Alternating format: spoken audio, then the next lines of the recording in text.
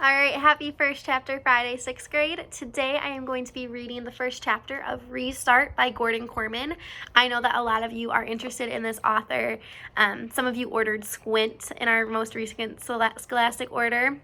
So for those of you who haven't gotten into Korman, he's a great author for your age group, and just the characters are really relatable, and he is just an author who makes reading children's literature, especially for upper elementary grades, interesting. So the summary says, Chase's memory just went out the window. Chase doesn't remember falling off the roof. He doesn't remember hitting his head. He doesn't, in fact, remember anything. He wakes up in a hospital room and suddenly has to learn his whole life all over again, starting with his own name. He knows he's Chase, but who is Chase? When he gets back to school, he sees that different kids have very different reactions to his return. Some kids treat him like a hero. Some kids are clearly afraid of him. One girl in particular is so angry with him that she pours her frozen yogurt on his head the first chance that she gets. Pretty soon, it's not only a question of who Chase is, it's a question of who he was and who he's going to be. So with that being said, I am going to start with chapter number 1, Chase Ambrose. I remember falling. At least, I think I do. Or maybe it's just because I know I fell. The grass is far away until it isn't anymore. Somebody screams. Wait, it's me. I brace for impact, but it never comes. Instead, everything just stops. The sun goes out. The world around me disappears. I'm being shut down like a machine. Does this mean I'm dead? Blank. The light is harsh, fluorescent, painful. I squeeze my eyes shut, but I can't keep it out. It's an explosion. Voices are babbling all around me. You can't mistake the excitement. He's awake. Get the doctor. They said he'd never. Oh, Chase. Doctor. I try to make out who's there, but the light is killing me. I thrash around, blinking wildly. Everything hurts, especially my neck and left shoulder. Blurry images come into focus. People standing and sitting in chairs. I'm lying down, a sheet over me, white, which makes the brightness even worse. I raise my hands to cover my face, and suddenly I'm tangled in wires and tubing. A clip on my finger is tethered to a beeping machine next to my bed. An IV bag hangs from a pole above it. Thank God the lady beside me is choked with emotion. I can see her better now. Long brown hair, dark rimmed glasses. When we found you, lying there. That's all she can manage before she breaks down crying. A much younger guy puts an arm around her. A white-coated doctor bursts into the room. Welcome back, Chase, he exclaims, picking up a chart on a clipboard at the foot of my bed. How do you feel? How do I feel? Like I've been punched and kicked over every inch of my body. But that's not the worst part. How am I supposed to feel when nothing makes sense? Where am I demand. Why am I in a hospital? Who are these people? The lady with the glasses gasped. Chase, honey, she says in a nervous voice. It's me, Mom. Mom? Doesn't she think I would know my own mother? I've never seen you before in my life, I bluster. My mother is, and that's when it happens. I reach back for an image of Mom and come up totally empty. Ditto Dad or home or friends or school or anything. It's the craziest feeling. I remember how to remember, but when I actually try to do it, I'm a blank. I'm like a computer with its hard drive wiped clean. You can reboot it and the operating system works fine, but when you look for a document or a file to open, nothing's there. Not even my own name. Am I Chase? I ask. While my other questions sent murmurs of shock around my hospital bed, this one is greeted with silent resignation. My eyes fall on the chart in the doctor's hand. On the back of the clipboard is written Ambrose, Chase. Who am I? A mirror, I exclaim. Somebody give me a mirror. Perhaps you're not ready for that, the doctor says in a soothing tone. The last thing I'm in the mood for is to be soothed. A mirror, I snap. The lady who calls herself Mom fumbles inside her pocketbook and hands me a makeup compact. I open it, blow away the loose powder, and stare at my reflection. A stranger stares back at me. Amnesia.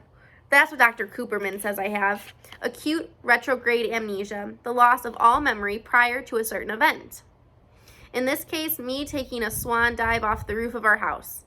I know what amnesia is, I tell him, so how come I remember a random word like that, but I can't remember my own name, or my own family, or why I was climbing on the roof? That I can answer, supplies the younger guy, who turns out to be my older brother, Johnny, a college student home for the summer. Your room has that dormer window.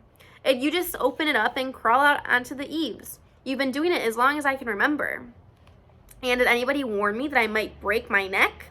Only since you were 6, my mother puts in. I figured if you've survived this long, it was time to stop worrying. You were such an athlete.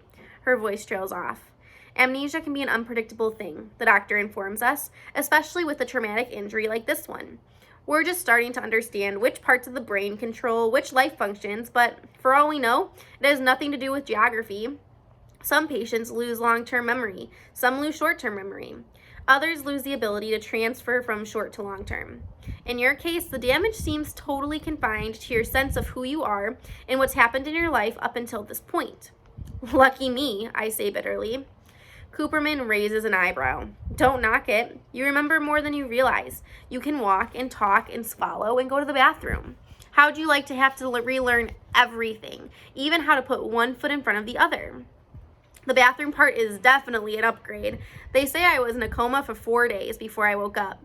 I can't say how the bathroom side of things was taken care of during that time, but I'm pretty sure I had nothing to do with it. Maybe I'm better off just not knowing. The doctor checks a few readings on my monitor, making notes on my chart, and then regards me intently. Are you absolutely certain you can't remember anything at all from your life before you regain consciousness? Once again, I peer back into the nothingness that's where my memory is supposed to be. It's like reaching into a pocket for something that should be there, but it isn't. Only that something isn't keys or a phone. It's your whole life. It's bewildering and frustrating and terrifying all at the same time. Try harder. I push myself. You didn't just whoosh into being when you came out of that coma. You're in there, somewhere. A vague image starts to form, so I bear down, concentrating with all my might, trying to wrestle into focus. What is it? Johnny asked breathlessly. At last, the details sharpen into view. I see a little girl, maybe 4 years old, wearing a blue dress with white lace. She seems to be standing in some kind of garden. At least she's surrounded by greenery.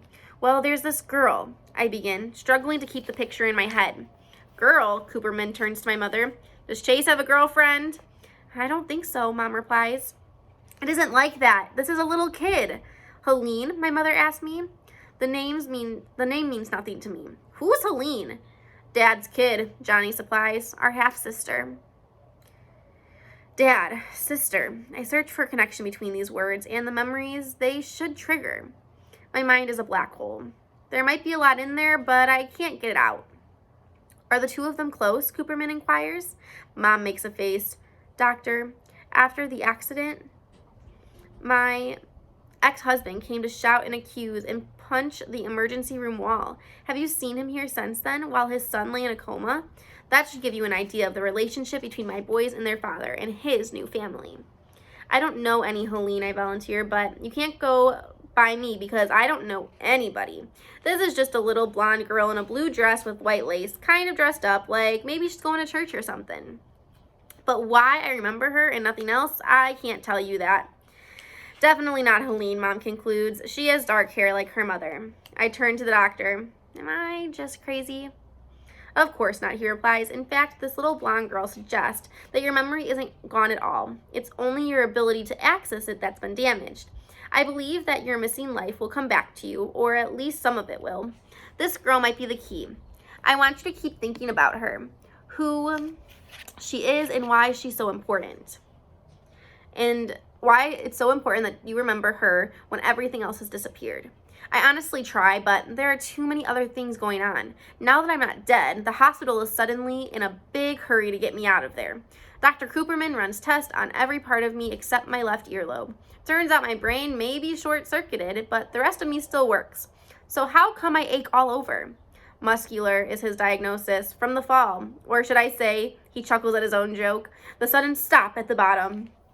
Every muscle from my nose to my toes tenses up from that kind of shock. Tack on 96 hours of complete inactivity and you stiffen all over. It's normal. It'll pass. My only real injuries are a concussion and a separated left shoulder. Turns out my bad diving form saved my life. My shoulder hit the ground a split second before my head, absorbing just enough of my hard landing to keep the impact from killing me. Mom brings clothes for me to change into. I suppose I shouldn't be so blown away that they fit. They are my clothes, after all, but of course they're all new to me. I can't help wondering if I have a favorite shirt or a super broken in pair of jeans. I don't remember the car either, a Chevy van, or the house. I take the opportunity to fill in a few blanks about myself. I'm not the child of millionaires. I have no great love of cutting the grass, or maybe that's one on Johnny. I've got an excuse. I've been in a coma. I note the window I must have climbed out of since it's the only one with roof access, and for some reason I expected it to be higher, and I'm a little embarrassed. Like it's an insult to my manliness that such a puny fall scrambled my brains. When Mom opens the door, a chorus of voices cry out, "Surprise!" A makeshift banner hangs across the living room. "Welcome home, champ." A heavy-set man about Mom's age steps forward and folds me in a crushing bear hug and rubs his knuckles up and down my head. "Good to have you back, son." Mom is horrified. "Stop it, Frank. He has a concussion." The man, my father, lets me go, but he's defiant. "Ambrose men can take a few licks, Tina. You're talking about an all-county running back."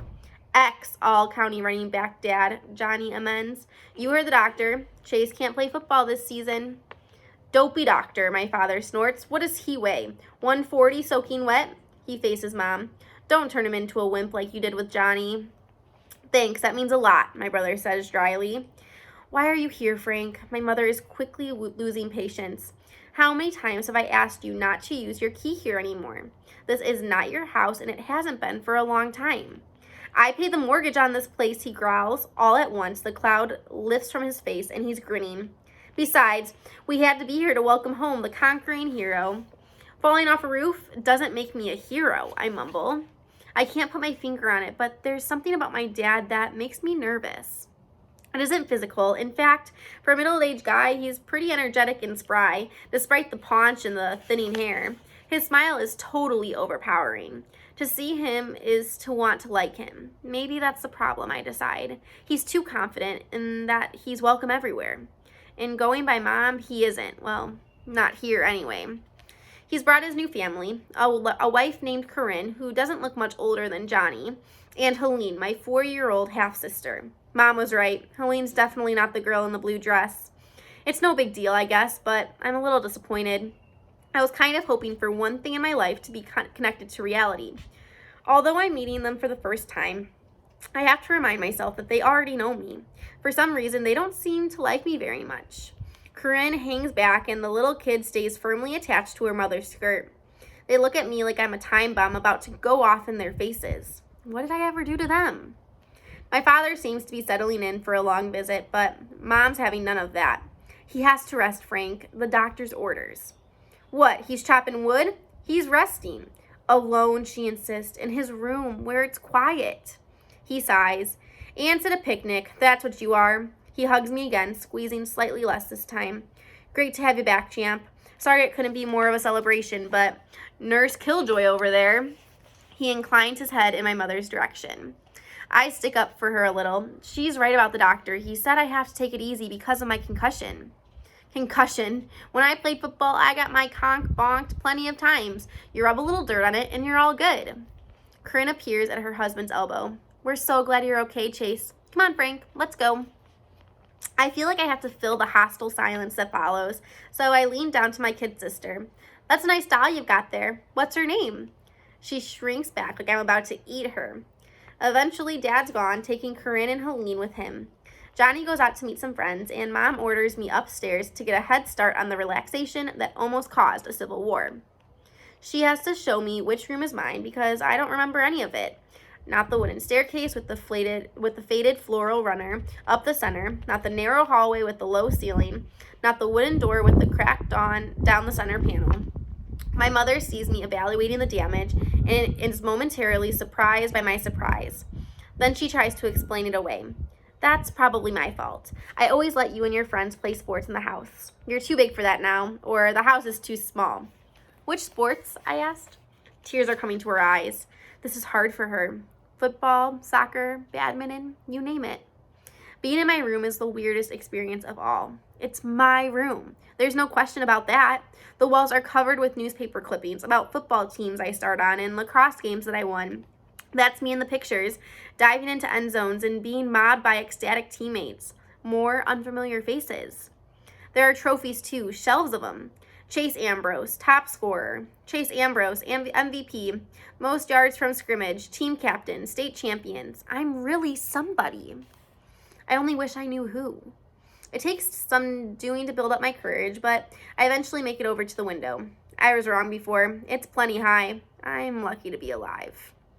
It's like I've been parachuted into the middle of somebody else's life, someone who looks exactly like me, yet isn't me. The doctor's right. I need to rest. I sit down on the edge of my bed, and there's a phone on the nightstand. The screen is cracked. I wonder if I had it with me when I fell. I press the home button and it's dead. There's a charging cable right beside it and I plug it in. After a couple of minutes, the display lights up and there I am again with two other kids, complete strangers, although you can tell from the pose that the three of us are close friends. It's a selfie with the kid on my right as photographer. I'm in the middle and the smallest of the three of us, which is surprising since I'm a pretty big guy. It must be Halloween because there are little kids in costume in the background. I'm wielding a baseball bat, holding it high. Hanging off the top of it is a mangled, ruined jack-o'-lantern. The screen goes dark, and I press the button again. The image of the triumphant pumpkin bashers reappears. I can't take my eyes off of it. All three of us wear wild, gleeful, unholy, cake-eating grins. What kind of person am I? So that is chapter 1 of Restart. If you haven't read it already, it is a great story about Chase and just figuring out who he is after this pretty sad accident. So I hope you have a great weekend. I'll talk to you all next week. Bye.